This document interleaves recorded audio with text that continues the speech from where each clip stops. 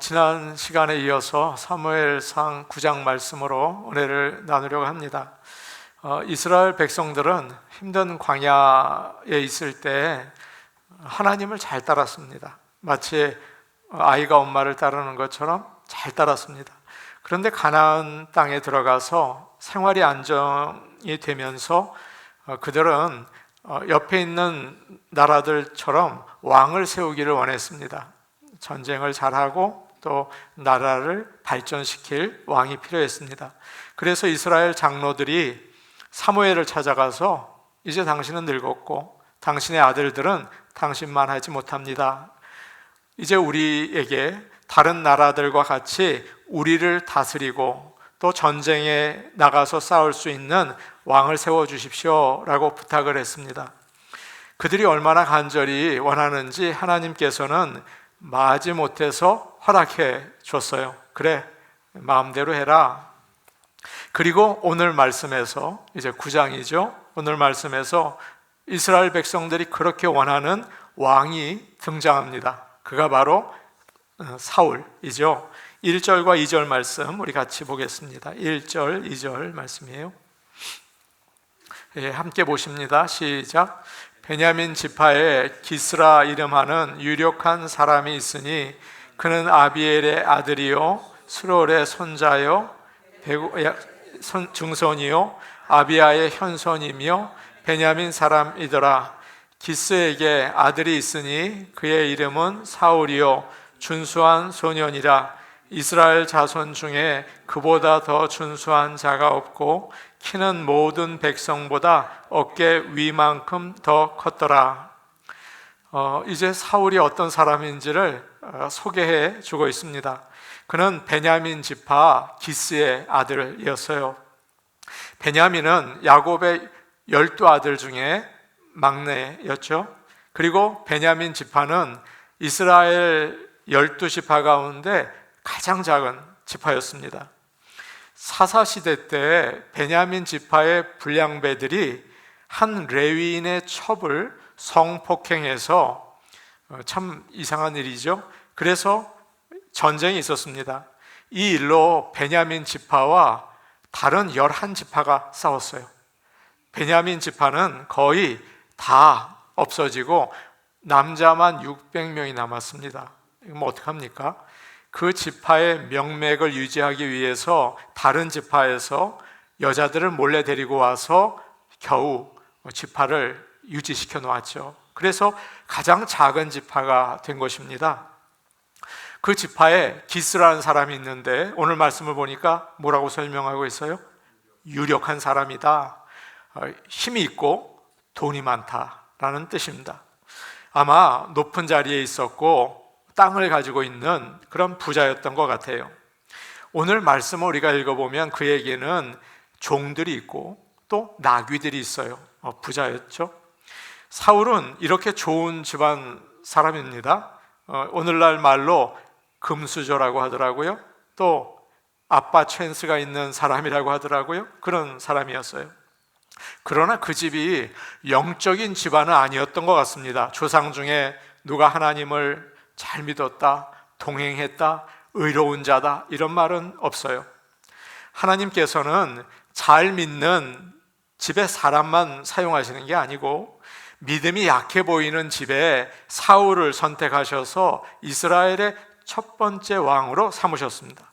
그래서 하나님의 귀한 일을 감당케 하셨어요. 여러분 중에서 믿음의 가정이 아닌 집에 출신이 계실지 몰라요. 하나님께서 귀하게 사용하시는 것을 아시기를 바랍니다. 오늘 말씀은 사울의 외모에 초점을 맞추고 있어요. 오늘 말씀을 보니까 사울이 준수한 소년이다 이렇게 되어 있죠. 이 말은 히브리 말로 하나님께서 천지를 창조하시고 야, 참 보기 좋았더라 하는 그 말입니다. 보기에 좋다. 영어로는 handsom이라고 되어 있어요. 사울은 외모나 태도에 있어서 정말 좋았습니다. 이스라엘 사람 중에 사울처럼 잘생긴 사람이 없었다 이렇게 되어 있죠. 최고로 잘생겼어요. 야, 정말 미남이다. 또 키가 모든 백성보다 어깨 위만큼 컸다고 나와 있습니다. 성경에서 키에 대해서 이렇게 설명한 곳이 없어요. 이스라엘 백성들은 적을 볼 때마다 야, 참 키가 크다. 야, 참 장대하다. 우리는 메뚜기 같다. 이런 말을 자주 했어요. 그런 말을 볼 때 키가 굉장히 중요했던 그런 백성들이었던 것 같습니다. 사울은 이스라엘 백성들이 원하는 왕의 모습을 가지고 있었어요. 여러분, 이제 지도자를 뽑는다고 한번 생각해 보십시오. 어떤 사람을 뽑겠습니까? 후보 중에서 집안이 아주 괜찮고 또 아주 인상이 좋고 키가 큰 사람이 있어요. 그러면 그 사람 뽑지 않겠습니까? 사람들은 겉모습을 볼 수밖에 없거든요. 예수님께서 이 땅에 계셨을 때 어떤 모습이셨을까요? 우리가 영화나 그림을 볼 때 배우같이 키가 크고 잘생긴 남자가 나오니까 야, 우리 예수님 정말 핸섬하다 라고 생각하실지 모르지만 그렇지 않았던 것 같습니다. 성경을 보면 고운 모양이 없고 좋은 풍채도 없고 눈을 끌만한 매력이나 아름다움이 없으셨다, 그렇게 되어 있어요. 바울은 어떨까요? 그는 키가 작고 매부리 코에 머리는 벗겨지고 몸은 구부러졌다고 합니다. 외모는 영적인 능력과 아무 상관이 없는 것 같아요. 그런데 많은 사람들이 외모를 가꾸기 위해서 힘씁니다. 저는 좋다고 생각을 해요. 제가 한국에 나갔다가 친척분을 만났습니다. 나이가 드신 남자분이세요. 병원에 다녀오신다고 그러더라고요. 그래서 제가 아니 무슨 아픈 데가 있으세요? 라고 물어봤더니 피부과에 가서 점을 좀 빼고 잡티를 좀 빼고 오겠대요. 제가 깜짝 놀랐습니다. 요즘 젊은이들은 수술을 하고 나이 드신 분은 피부 관리를 하세요. 예쁘고 잘생기면 좋죠. 그럼 뭐 나쁠 게 없어요. 그러나 외모만 관리하는 게 문제인 거죠. 하나님께서는 외모가 아니라 마음을 보십니다. 우리의 내면도 아름답게 가꾸는 좋은 나무 교회 성도들이 되시기를 축복합니다. 마음을 가꿔야 됩니다. 사무엘이 두 번째 왕이 될 사람에게 기름을 부으려고 이새의 집에를 갔습니다. 그런데 그 집의 큰아들을 보니까 엘리압인데 마음에 들었습니다. 이 사람이 바로 하나님이 택하신 사람이로구나 생각을 했어요. 사울같이 생겼어요. 키가 크고 인상이 좋았어요. 딱 왕 타입이죠. 야, 맞다, 이 사람이다. 그럴 때 하나님께서 말씀하셨죠. 너는 그의 멋있는 겉모습과 큰 키만 보지 말라. 내가 택한 사람이 아니다. 내가 보는 것은 사람과 같지 않은데 사람들은 겉모습만 보고 판단하지만 나는 중심을 본다, 이렇게 말씀하셨어요. 사람들은 집안이 좋은 사람, 많이 배운 사람, 또 성공한 사람, 인상 좋은 사람을 선택하죠. 다 좋아요. 그건 나쁜 게 아닙니다. 그거 나쁘다고 생각하지 마세요.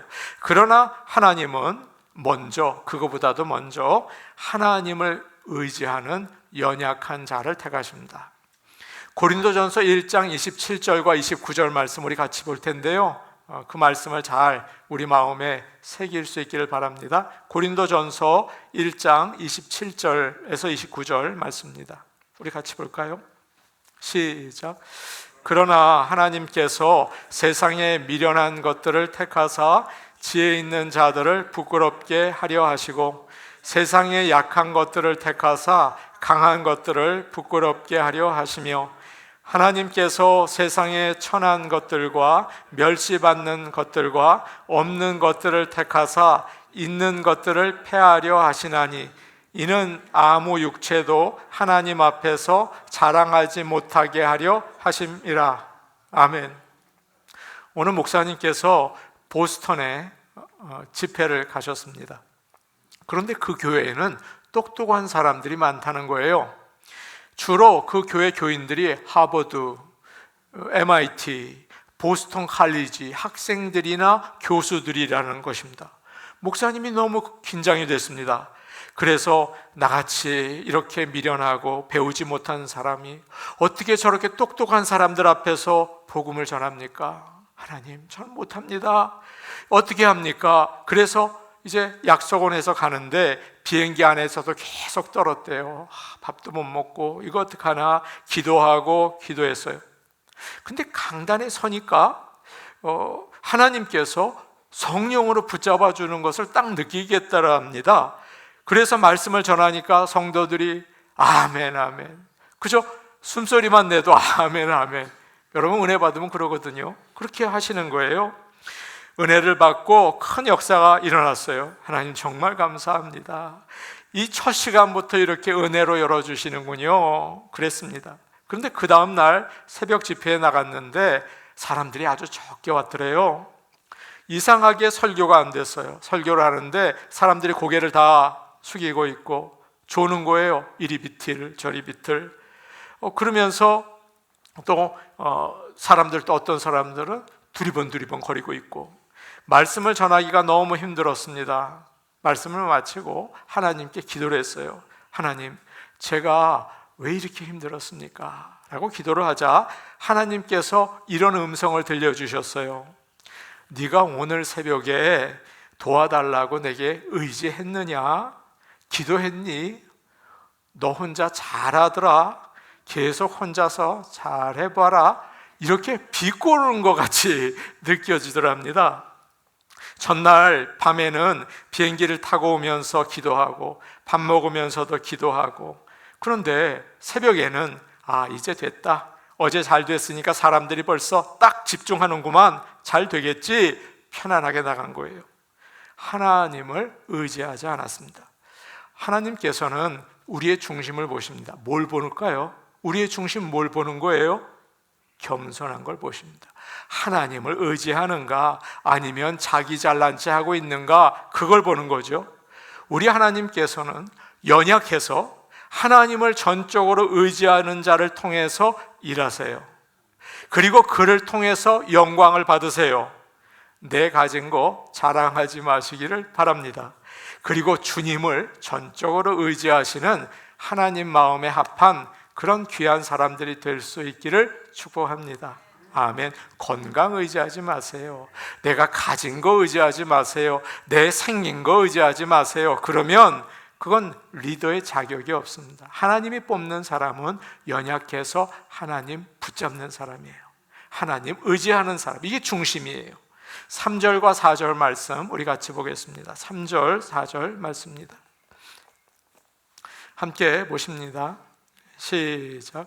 사울의 아버지 기스가 암나귀들을 잃고 그의 아들 사울에게 이르되 너는 일어나 한 사환을 데리고 가서 암나귀들을 찾으라 하매 그가 에브라임 산지와 살리사 땅으로 두루 다녀 보았으나 찾지 못하고 사알림 땅으로 두루 다녀 보았으나 그곳에는 없었고 베냐민 사람의 땅으로 두루 다녀 보았으나 찾지 못하니라. 어느 날 그 기스의 집에서 한 일이 생겼습니다. 그 집에 있던 암나귀들이 보이지 않았어요. 잃어버린 거죠.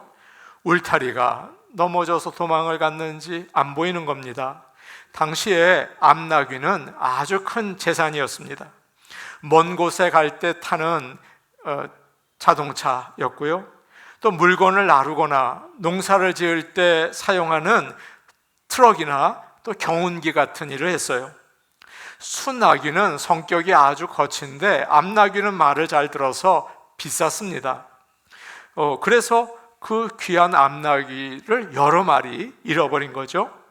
기스는 아들 사울에게 심부름을 시켰습니다. 너는 종 한 명을 데리고 가서 나귀를 찾아와라 부탁을 했어요. 사울은 종을 데리고 나귀를 찾으러 열심히 돌아다녔습니다. 에브라임 산지, 그리고 오늘 말씀에 나오는 여러 지역을 돌아다녔어요. 사람들이 잘 다니지 않는 골짜기, 비탈길을 올라갔다 내려갔다 하면서 열심히 찾은 거예요. 낮에는 해가 세서 분명히 고생을 많이 했겠죠. 근데 4절을 보시면 여러분 이런 말씀이 반복되어 나옵니다. 두루 다녀 보았으나 어떻게 되어 있어요? 찾지 못하고 두루 다녀 보았으나 그곳에는 없었고 두루 다녀 보았으나 찾지 못했다. 반복되어 있죠. 3일 동안 수고를 많이 했어요. 그런데 나귀를 찾지 못한 것입니다. 여기서 우리는 사울이 외모가 잘생겼는데 어떤 사람인지를 알 수 있어요. 그는 아버지가 심부름을 시켰을 때 불평하지 않고 거절도 하지 않습니다. 하기 싫은 일이지만 아무 말도 하지 않고 즉시 순종하죠. 그리고 일할 때는 어떻습니까? 눈속임으로 대충 여기 있나 없나 두리번거리지 않고 성실하게 샅샅이 찾고 있어요. 그는 왕이 될 만한 자격을 가진 아주 좋은 젊은이였습니다. 이 말씀을 여러분 처음 읽으면 어떤 생각이 드세요? 왜 성경에 나귀 잃어버린 이야기를 이렇게 길게 하고 있나? 나귀 찾는 게 그렇게 중요한가? 그런 생각이 드시지 않습니까? 그러나 이 일은 일상생활에서 하찮은 일 같아요. 아주 사소한 일 같아요. 나귀 잃어버렸어요. 그거 시골에서 자주 있는 일 아닙니까? 그런데 이 일이 아주 중요하다는 거예요. 왜 그렇습니까? 사울은 이 일을 통해서 사무엘 선지자를 만나고요, 나중에 왕이 되는 기회를 얻게 돼요. 결코 작은 일이 아니었습니다. 그래서 나귀를 잃어버리고 찾게 하신 일은 우연이 아니라 하나님께서 미리 계획하신 일이었어요. 살다 보면 사소한 일들, 귀찮은 일들이 여러분 참 많죠? 밥을 차리고 설거지하는 일, 또 병원 가는 일, 직장에서 매일 똑같은 일 반복하는 거, 마켓에서 음식을 사왔는데 냄새 맡아보니까 쉬어서 리턴하는 일, 저녁에 집에 와서 쉬려니까 갑자기 부모님에게 연락이 와서 가서 돌봐야 하는 일. 이건 내가 뭐 하고 있나? 내가 이런 일을 하려고 태어났나? 참 짜증난다. 그런 일들이 여러분 얼마나 많아요. 그리고 열심히 일을 하는데 나아지지 않는 일들이 참 많습니다. 비즈니스를 하는데 이거 나아지지도 않는다. 매일 똑같다. 헛수고하는 것 같다. 내 인생은 왜 시간 낭비를 하는 걸까? 그런 생각이 들어요. 그래, 인생은 참 허무하지 라는 생각 여러분 안 드십니까? 그러나 우리 하나님은 일상생활에서 별거 아닌 일 가운데에서 그 뜻을 이루어 가세요. 우리 하나님은 목적이 있으시고 계획이 있으십니다. 우리는 어디로 가는지 몰라요. 나귀가 어디 있나? 여기 갔다 저기 갔다 나귀가 없어요. 그러나 우리 하나님께서는 인도하십니다. 지금 내가 이 자리에 있는 것도 하나님이 인도하신 것이죠. 그래서 어떤 상황에 있든지 나에게 주어진 일을 성실하고 열심히 감당할 때 하나님 나라를 세우게 인도하시는 것입니다. 여러분 어떤 큰 일을 하고 싶으십니까? 도무지 무슨 일을 하겠다는 것입니까, 여러분이? 아니에요. 하나님이 지금 나에게 주신 일, 그 일을 통해서 하나님은 귀한 주님의 일을 감당하게 인도하시는 것을 여러분 그 하나님의 섭리를 아시기를 축복합니다. 어느 목사님의 간증이에요. 청년 때 은혜를 받고 교회 찬양대원으로 섬겼습니다. 하루는 찬양대 대장 장로님께서 오라고 하더니 자네 피스 부장으로 좀 수고하지 않겠는가 물어봤어요. 그래서 하겠다고 했습니다. 피스 부장이라고 해서 내 밑에 피스 과장이 있고 그 밑에 피스 대리가 있구나, 그 생각을 했어요.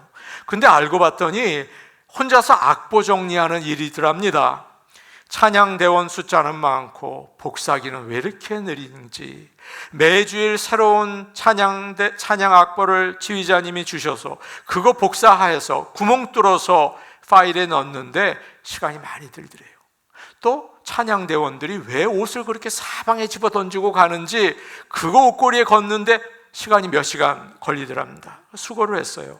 몇 주가 지나니까 짜증이 나고 이건 내가 뭐 하는 짓인가 그 생각이 들었어요. 그러나 하나님이 맡겨주신 일이지 하고 참고 성실히 해나갔습니다. 얼마 지나서 그는 하나님의 부르심을 받아서 신학교에 가게 되었습니다. 바로 이 목사님이세요. 그런데 가난해서 학교 등록금 내야 하고 책 사야 하는데 어떻게 해야 될지 몰라서 걱정이 들더랍니다. 어느 날 갑자기 그 교회 담임 목사님이 부르셨어요. 우리 교회 유년주일학교 전도사님 자리가 비는데 자네가 하게. 그리고는 장학금과 사례비까지 주셨어요. 이력서를 낸 적도 없고 인터뷰를 한 적도 없어요. 그런데 하나님께서 일을 맡겨주시고 재정적인 문제까지 다 해결해 주신 거예요. 하나님께 너무 감사했답니다. 근데 나중에 알고 보니까 그에게 찬양대 피스 부장 맡겨주신 그 장로님께서 목사님에게 가셔서 저 청년 진국입니다. 성실합니다. 믿음이 있습니다. 그런데 생활은 너무 가난해요 라고 이야기해 주셨다는 거죠. 그래서 귀한 일을 하기 시작하게 되었다는 거예요. 여러분, 오늘 우리가 기억합시다. 작은 일은 작은 일이 아닙니다. 우리 한번 스스로 따라서 해볼까요? 작은 일은 작은 일이 아닙니다. 귀찮은 일은 결코 나쁜 일이 아닙니다. 한 가지 더 따라해 봅시다. 귀찮은 일은 나쁜 일이 아닙니다. 하나님께서 우리를 그의 나라의 왕으로 삼으시려고 인도하시는 일이에요. 세상의 크기나 영광에 속지 마십시오. 그거 다 속임수입니다.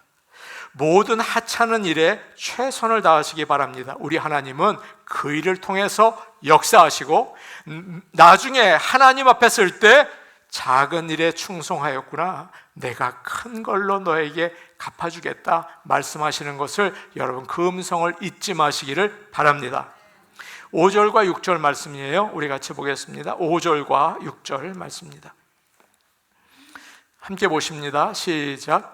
그들이 숲 땅에 이른 때에 사울이 함께 가던 사환에게 이르되 돌아가자. 내 아버지께서 암나귀 생각은 고사하고 우리를 위하여 걱정하실까 두려워하노라 하니 그가 대답하되 보소서, 이 성읍에 하나님의 사람이 있는데 존경을 받는 사람이라. 그가 말한 것은 반드시 다 응하나니 그리로 가사이다. 그가 혹 우리가 갈 길을 가르쳐 줄까 하나이다 하는지라. 사울과 그의 종은 수에다 비읍이에요.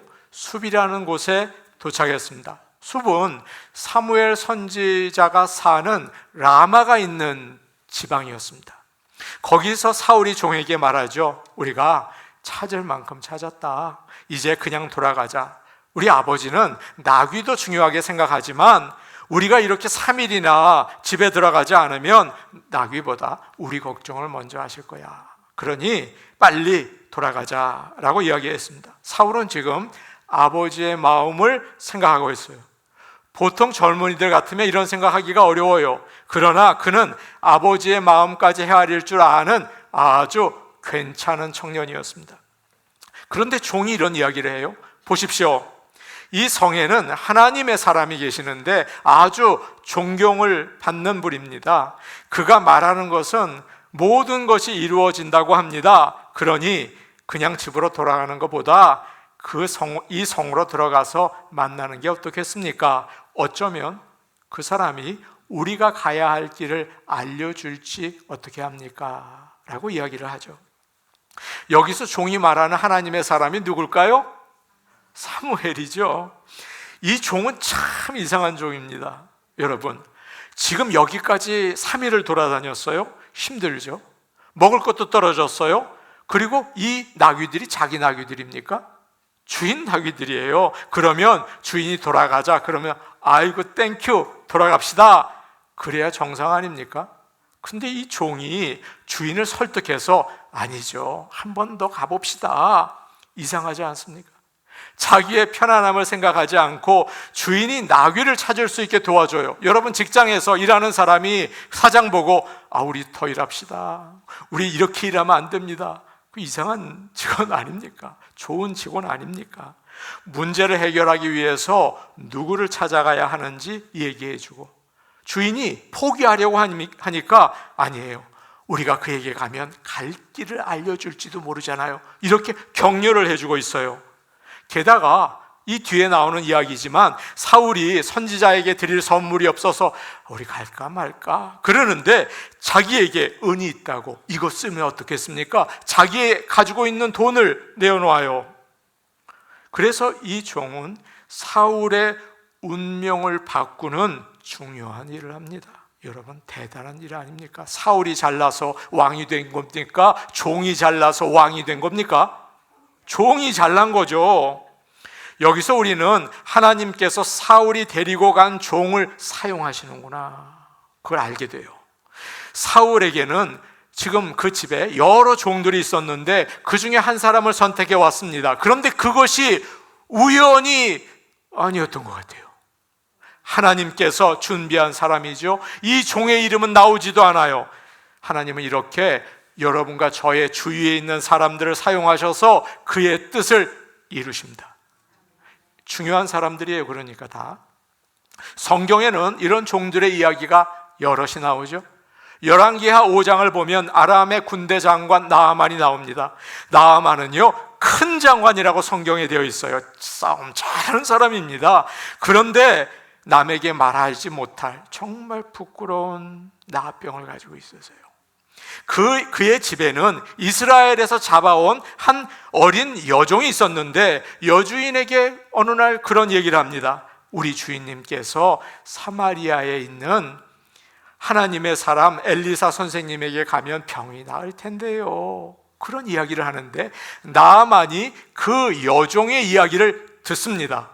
왕에게 이야기해서 왕이 편지를 써서 이스라엘 왕이 그걸 받고 어려운 과정을 거쳐서 이제 엘리사 선지자에게 가게 되죠. 그런데 엘리사 선지자가 문도 안 열고 만나주지도 않는 거예요.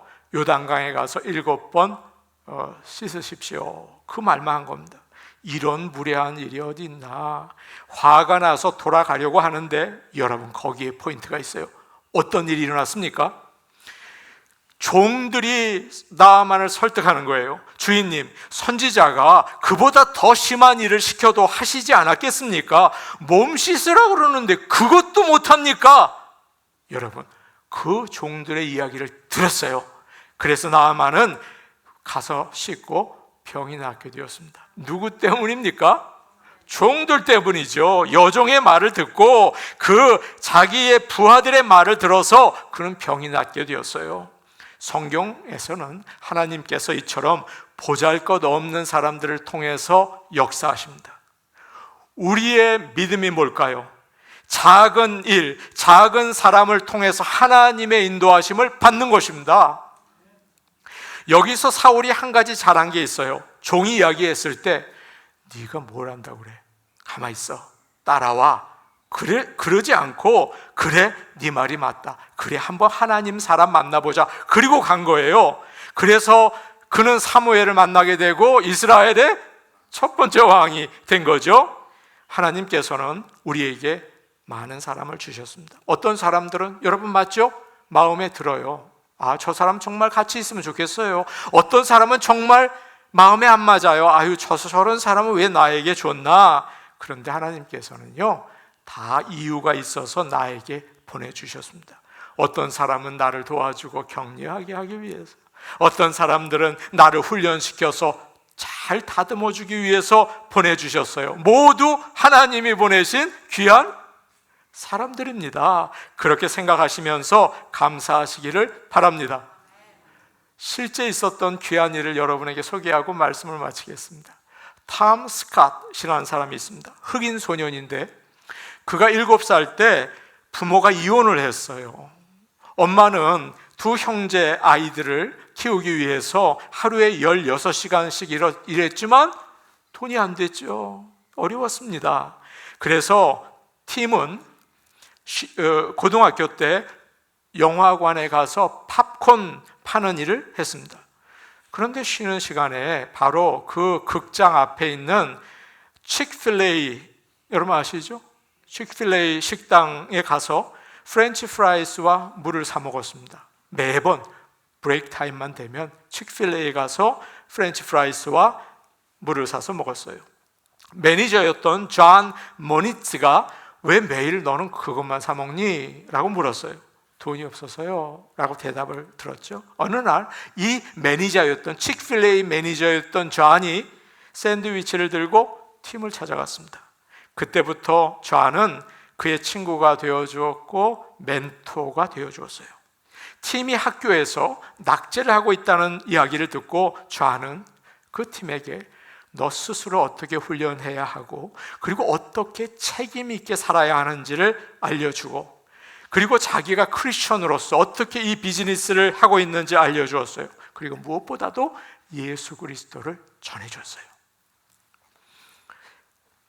팀은 샌드위치를 먹으면서 그의 모든 이야기를 스펀지처럼 빨아들였다고 해요. 그런데 안타깝게도 얼마 지나지 않아서 존은 나이 37살에 그 매니저요 심장마비로 죽었습니다.